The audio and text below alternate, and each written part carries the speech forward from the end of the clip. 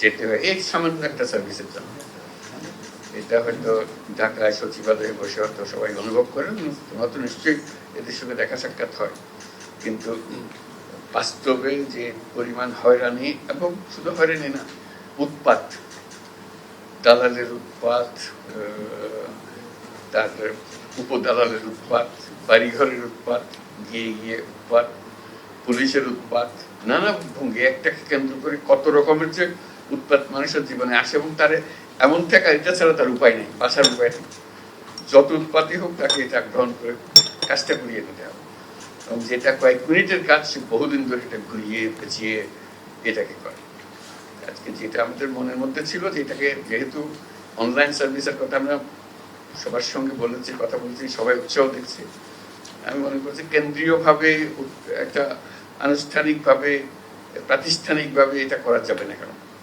তো সেই চ্যালেঞ্জের ভিত্তিতে ফয়েজের সঙ্গে আলাপ করলাম, ফয়েজ খুব উৎসাহ দিল যে এটা পারা যায়।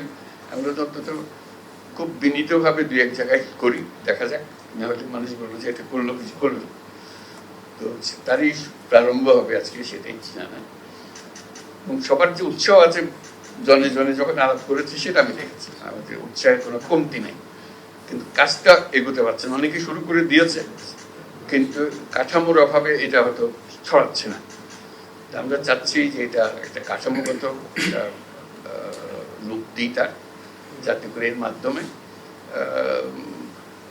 উদ্যোক্তাদের মারফতে এটা আসুক, এবং সবাইকে মূল বিষয়টা হবে যে মেসেজটা আমরা দেবো, আপনি ঘরে বসে নিজের জায়গায় করবেন, আপনার কিছু অসুবিধা হলে ওই কেন্দ্রে আসেন, আর কেন্দ্রে আসে ওই সাহায্য নেন, তবে পরবর্তীতে আপনি নিজেই করতে পারবেন। আপনি না পারলে আপনার ছেলে মেয়ে পারবে, যারা তরুণ তরুণী আছে তারা শিখে যাবে, দু একবারের মধ্যে শিখে ফেলবে, তাহলে একটা সব অসুবিধা হবে না।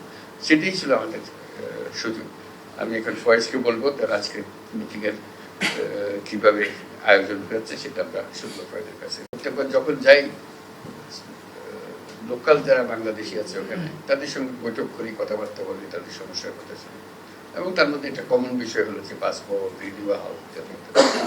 তাহলে এবারে গেলেও ধরবে আমার একটা জব দিতে হবে, আমি জব দেবো যে এখন আপনি করে বসে করেন। আপনারা সব শিক্ষিত মানুষ, লেখাপড়া জানে, আইটি এক্সপার্ট, বেশিরভাগ হলো আইটি এক্সপার্ট, আপনারা করে বসে করেন, এবং আপনারা অন্যদেরকে উৎসাহিত করেন যেন সার্ভিসটা দেয়, প্রফেশনালি সার্ভিসটা দেয়। এটা উৎসাহ করে, এটার জন্য হাই কমিশনে আসা, এমবাসিতে আসা কোনো দরকার নেই।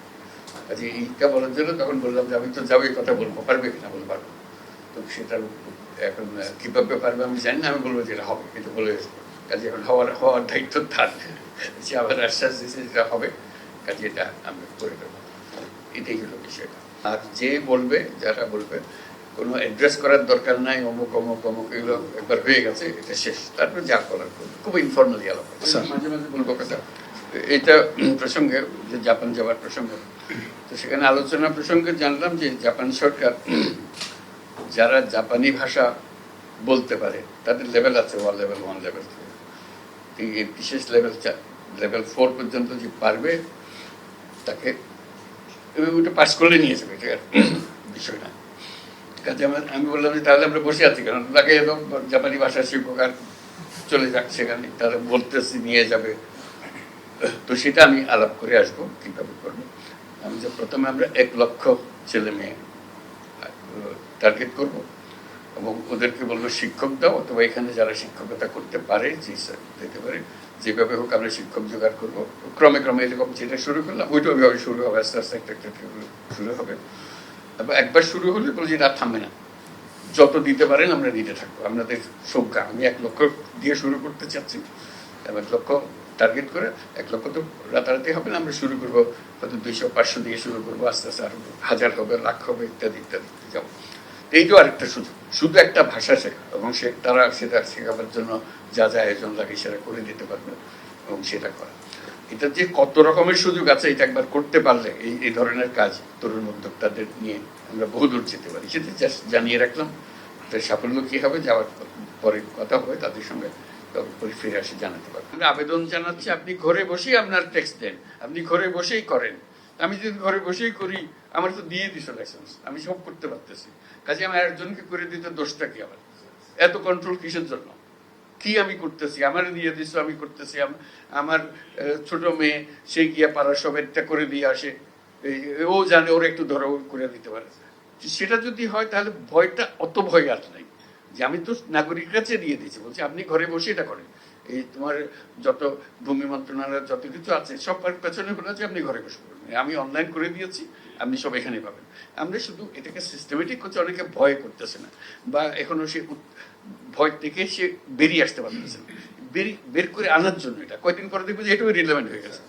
সে বলছে ওকে নিয়ে লাভ কি, বসে থাকতে হয়, আসো ঘরে বসে করে মানুষের এনআইডি নিয়ে জিল্লতি, এটা মানে বিশ্বাসযোগ্য না, এত রকমের জিল্লতি হয়।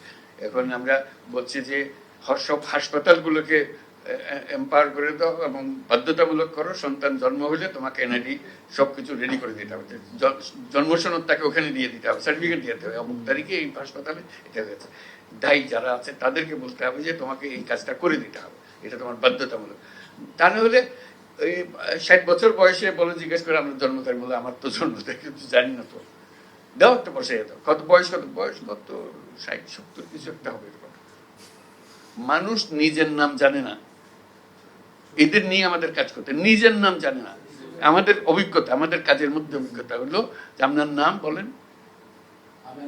না আমিনার মা, আমিনার মা, তাকে কোনোদিন বলা হয়নি তার নাম কি, অমুকের মেয়ে হয়ে সে জন্মগ্রহণ করেছে, অমুকের ছেলে হয়ে সে জন্মগ্রহণ, অমুকের ছেলে, ওকে অমুকের নাতি, তারপরে হলো অমুকের মা, তারপরে হলো অমুকের শাশুড়ি, ইত্যাদি ইত্যাদি, এইগুলো।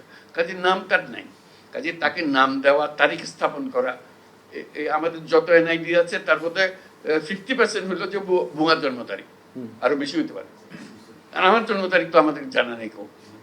এইভাবে আমরা হয়েছে। আমাদের বেশিরভাগ স্কুল কলেজের শিক্ষকদের দায়িত্ব হলো, বিশেষ করে প্রাইমারি স্কুলে ম্যাট্রিক পরীক্ষার সময়, এখন এইচএসসি এসএসসি এগুলো, যে হেডমাস্টার জন্ম তারিখ বসিয়ে দেয়, এবং বেশিরভাগের জন্ম তারিখ হলো 1 জানুয়ারি। বাংলাদেশে যত 1 জানুয়ারিতে জন্মগ্রহণ করে পৃথিবীর কোনো দেশে এত জন্মগ্রহণ করে দিতে হবে তো, এত 1 জানুয়ারিতে এত তোমরা প্ল্যান করে রাখো 1 জানুয়ারি।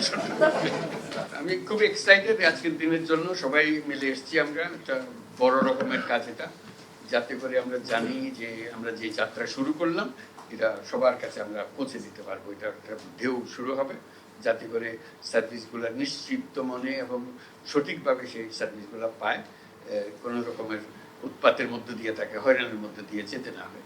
আজকে ফয়েজ বললো যে প্রত্যেক মন্ত্রণালয়কে অনুরোধ করেছে একটা করে অন্তত দেন, একটা করে শুরু হোক, যারা বেশি দিতে চায় মোস্ট ওয়েলকাম, যত বেশি আসে তত ভালো হবে।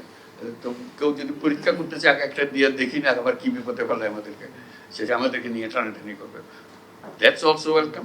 কিন্তু এটা গিয়ে একটু দেখে আসে আর কি করে, যেহেতু আমরা এখানে আছি, একটু যে 3টার কথা বলছে এটা বাস্তবে কিরকম হচ্ছে, প্রথম দিকে হয়তো বেশি লোকজন আসবে না যেহেতু জানে না, আস্তে আস্তে যখন আসবে একটু গিয়ে উঁচি মাইরা দেখে আসলাম যে কি হচ্ছে, কি আলাপ সালাপ হচ্ছে, একটু শুনলাম তারা কিভাবে কাজ করছে, 2-1 সঙ্গে আলাপ পরিচয় করলাম, নিজে যদি উৎসাহ বোধ করি ঠিক আছে, আরো আমরা 2-1টা আইটেম দিয়ে দেখি কিরকম করে, আর যদি মনে হচ্ছে আমার আইটেমটা দিছিলাম কিন্তু ভালো করছে না, একটু উইথড্র করলাম, আবার দেখলাম কিভাবে করলে এটা সঠিক হবে।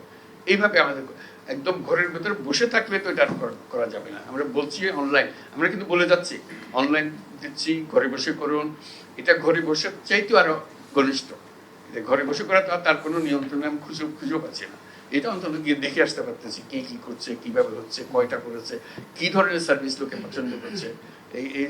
এখন ধরো 10টা-12টা সার্ভিস একসঙ্গে হয়তো হবে, হলে তার মধ্যে কোন সার্ভিসটা সে বেশি চাচ্ছে, 1 নম্বর সার্ভিস কোনটা বেশি চায়, 2 নম্বর সার্ভিস বেশি কি চায়, তাহলে সেটার থেকে আমরা একটা ধারণা পাবো, সেটাও একটা স্ট্যাটিস্টিক্স আমাদেরকে দিতে পারে, এটা উৎসাহিত করবে সবাইকে।